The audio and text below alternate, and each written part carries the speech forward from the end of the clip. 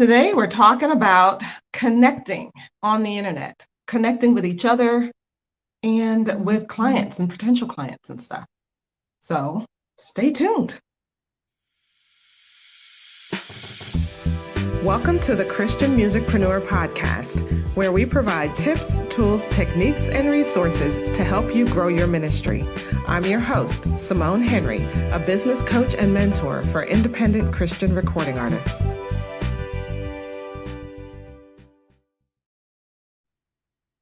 Hey, good afternoon, evening, everybody. If you're on the East Coast, it may be morning somewhere else. I don't know. But today I wanted to talk about connecting with each other on the internet.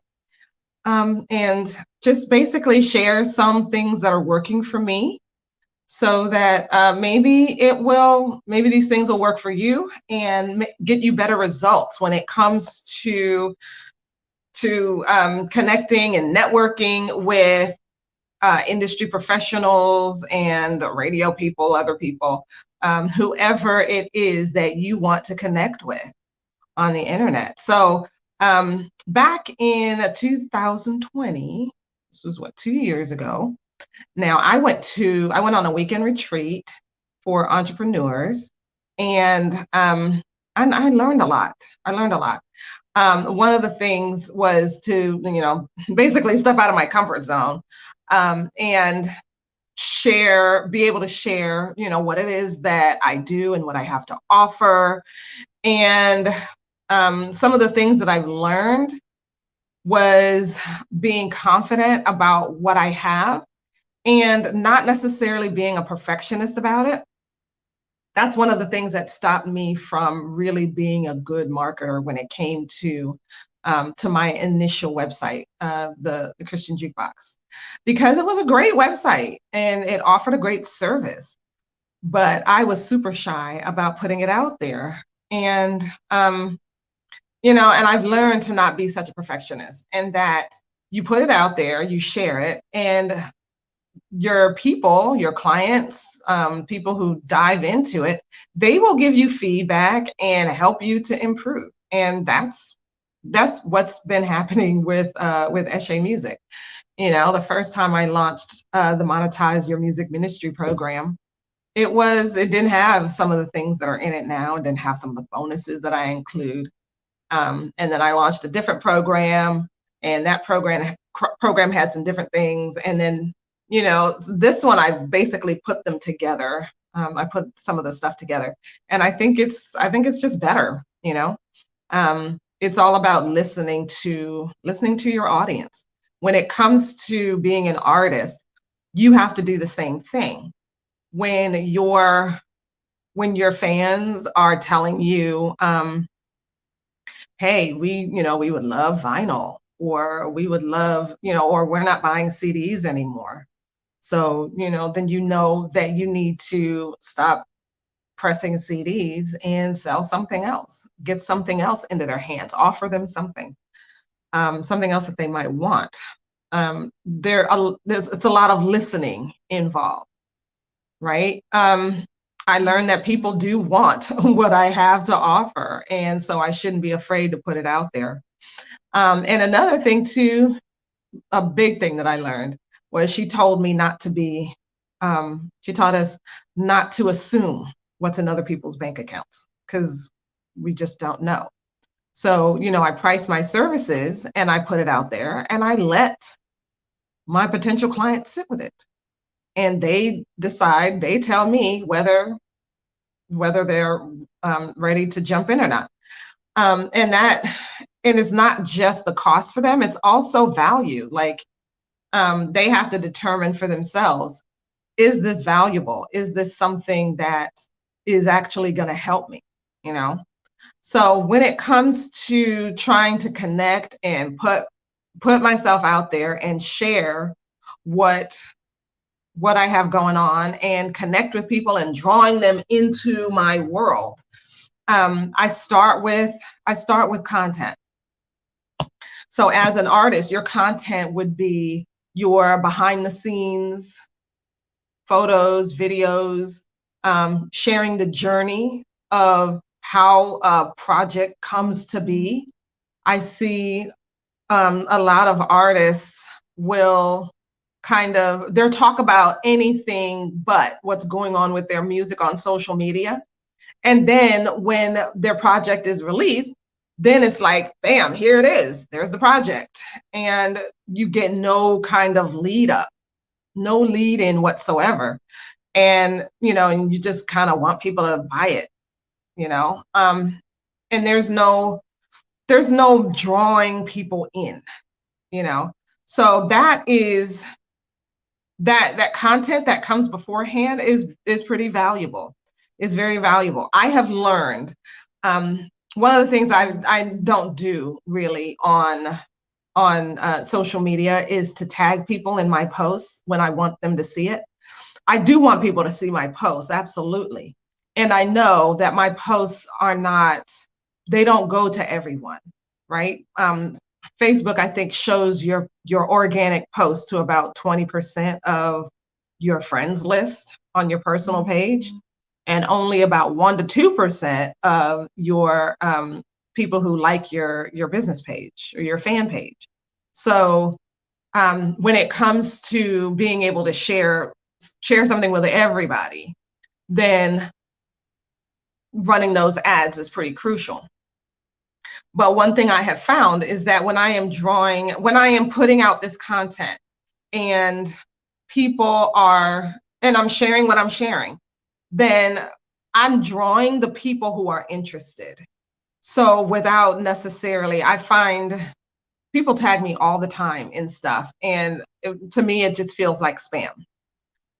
But if you let it happen organically, or if you're putting it in the groups and you're actually starting conversations with people, this is something that somebody shared with me recently, is that, if the people that you want to see it, if you're starting conversations with them on social media, then the algorithm will tend to gravitate towards showing your post to those people as well. Have you ever noticed like how your posts get shown to like the same 20 people all the time? But if you are interacting with other people, then Facebook especially will start sharing your posts with some other people as well, because they'll feel like, oh, okay, these two people are more closely connected, so we should go ahead and share this post with them.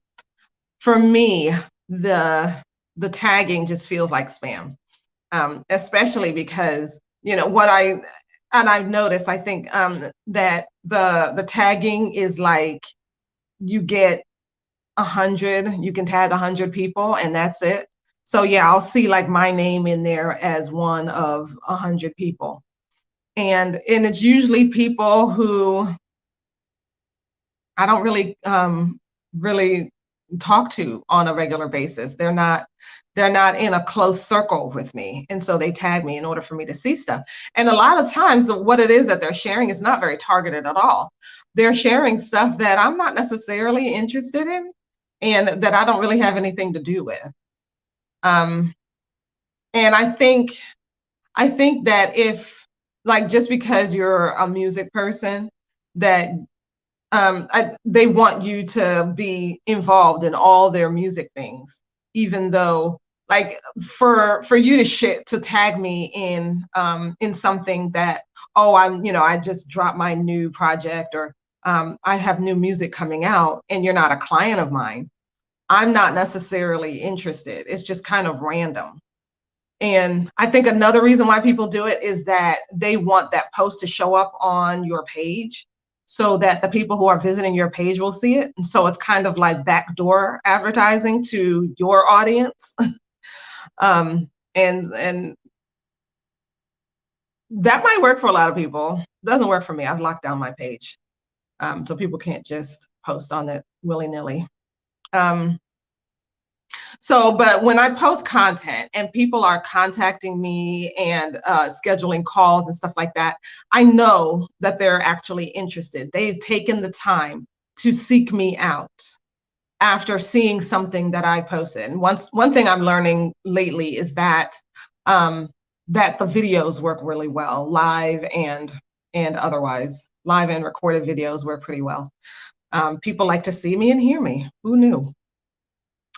Let's see. So yeah, so they'll message me, and then we have a conversation, and we just kind of go from there. And then sometimes I'll set up an appointment and that kind of thing. So when it comes to as an artist, it'll be the same thing, right? If you are posting good content on your page out there and people are seeing it, and if you're asking for, and I'm big on calls to action, if you're asking for some sort of action, people will respond and they'll take that action.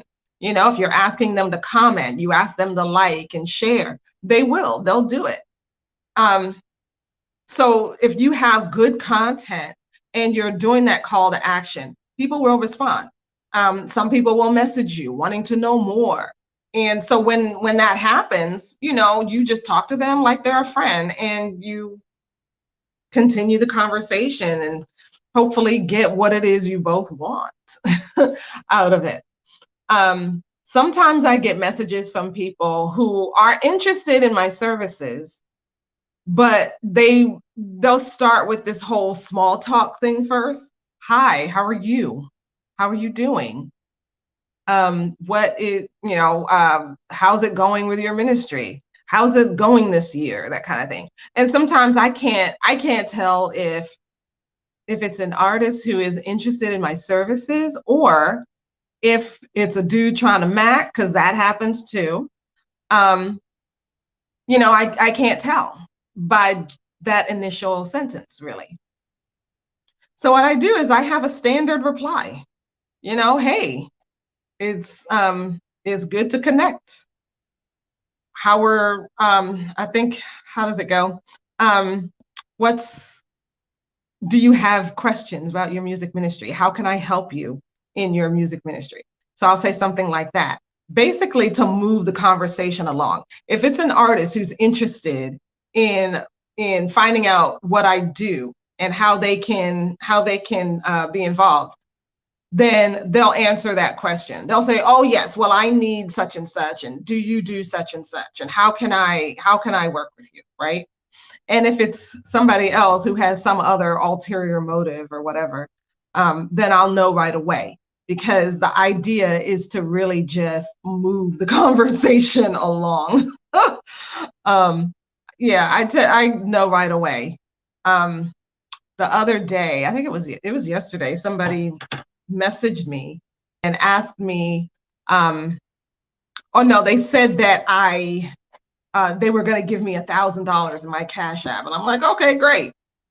Why are you giving away $1,000? Because there's a lot of scams out there. You want to know, and it feels like it's not a scam because they're giving you something.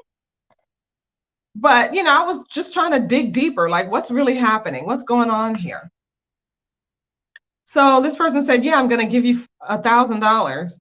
And at first they didn't answer me. And then like a couple of days later, they came back and messaged me and said, they actually had a screenshot of my Cash App and said, hey, is this you? I said, yeah, that's me.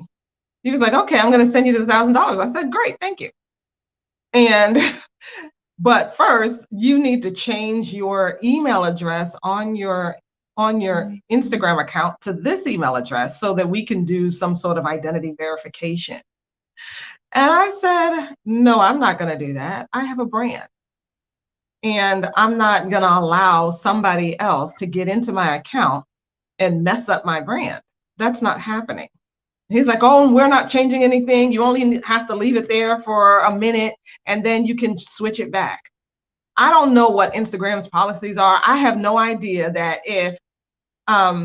because it totally was a scam. Because what happens, you change your email address. They send that email address a verification to allow them to get into the account. And next thing you know, my account's all screwed up. Anyway, so, I told him, hey, you already found my Cash App. Just send the money. What do you need me to? Oh, well, we have to verify.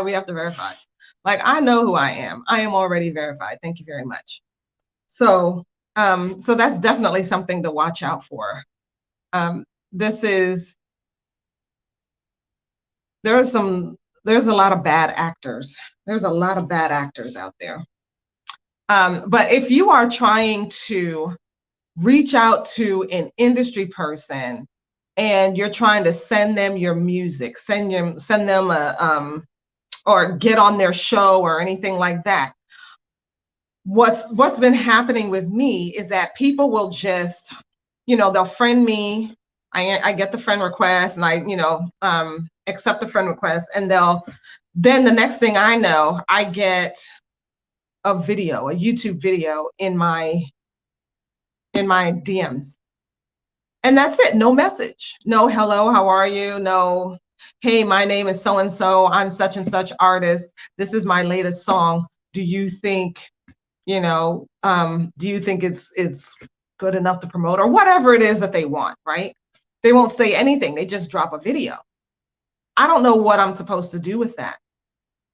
When we're talking about connecting, let's remember that you're talking to a human being. There is a human being on the other side of that messenger app, right? There is somebody actually looking at that.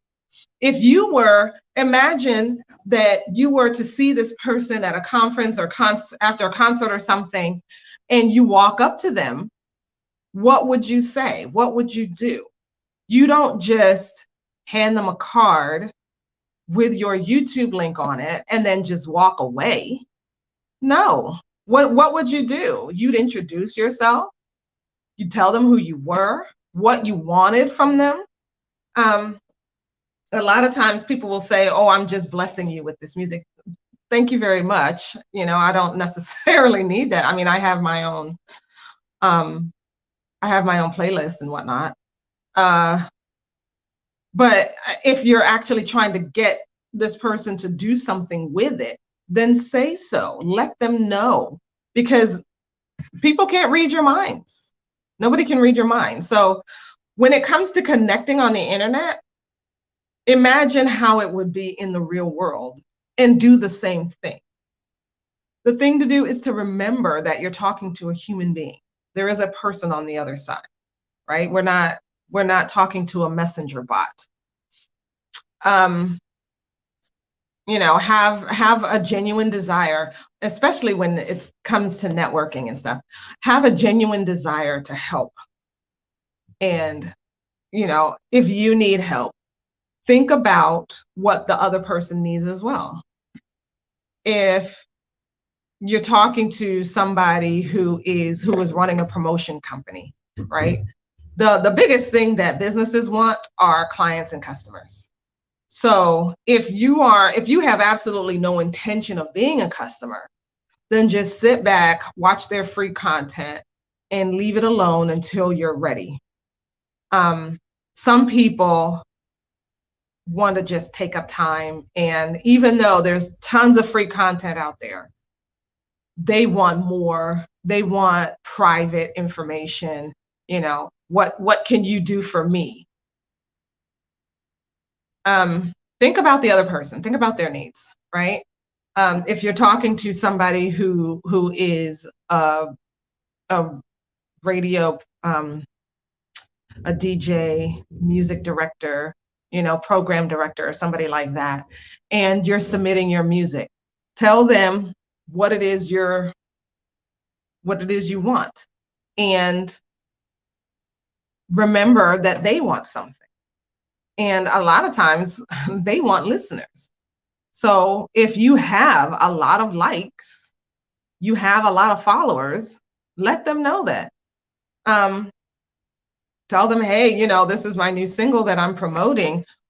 Find out if they accept it through Messenger, because maybe they don't. Maybe they have a form on their website. Maybe they want you to mail them a CD. There are still program directors who want a CD in the mail. Find out what it is, how they want it, right? Everybody has their own process. But the thing that a lot of these radio stations want, they want listeners, and they want you to promote on their station. Why? Because running the station costs money. I know that in a lot of ways, it can be very expensive to be an artist, because everything has its price, right? Learning has its price, producing has its price, time in the studio, renting venues for your concerts and things like that. Everything has its price. But just because someone is charging you for something doesn't mean that they're trying to scam you. It just means that they're running a business, and this is how business is. This is how this works, right? You pay for the service. It doesn't mean that they're trying to scam you. And when it comes to, everything costs. If you can work out some way to help them, they may be willing to give you a deal. You never know.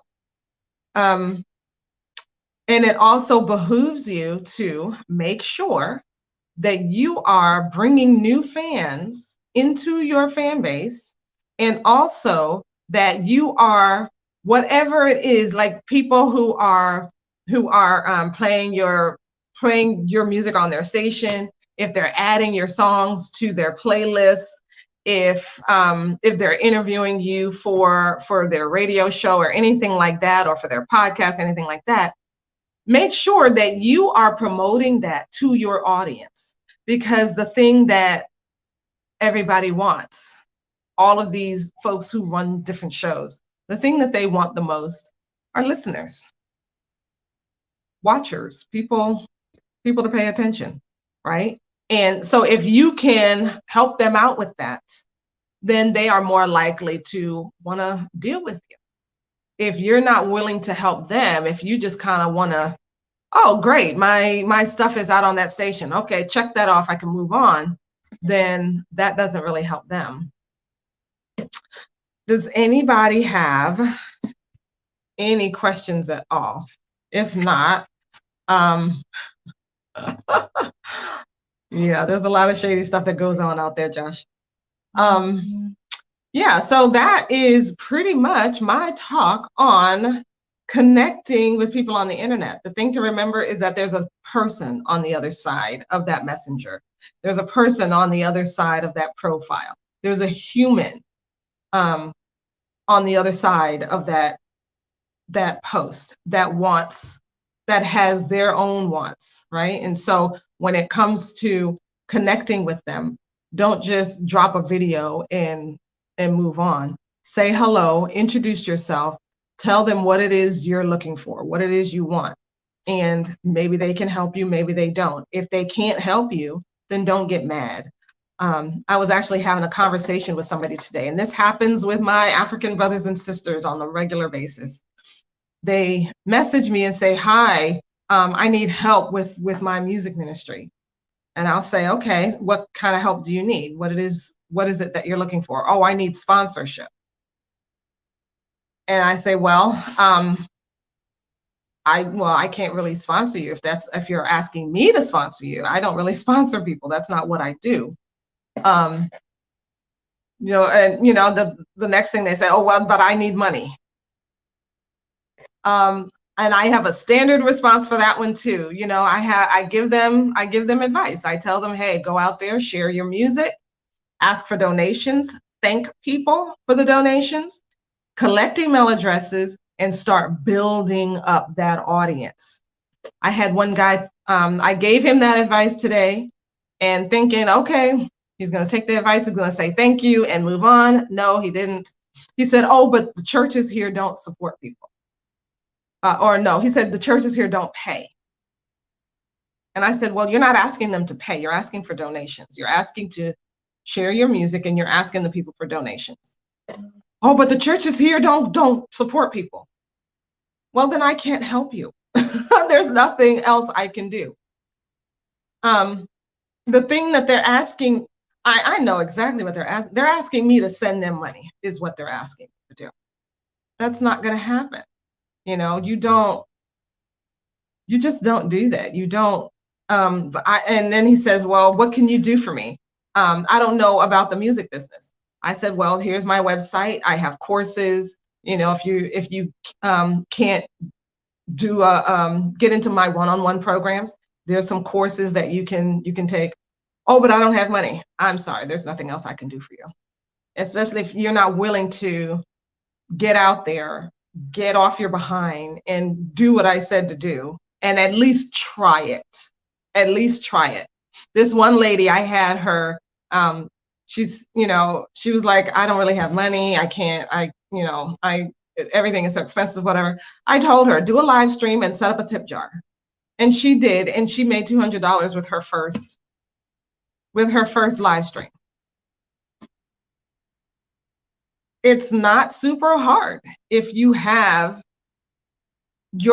product is music, share your music.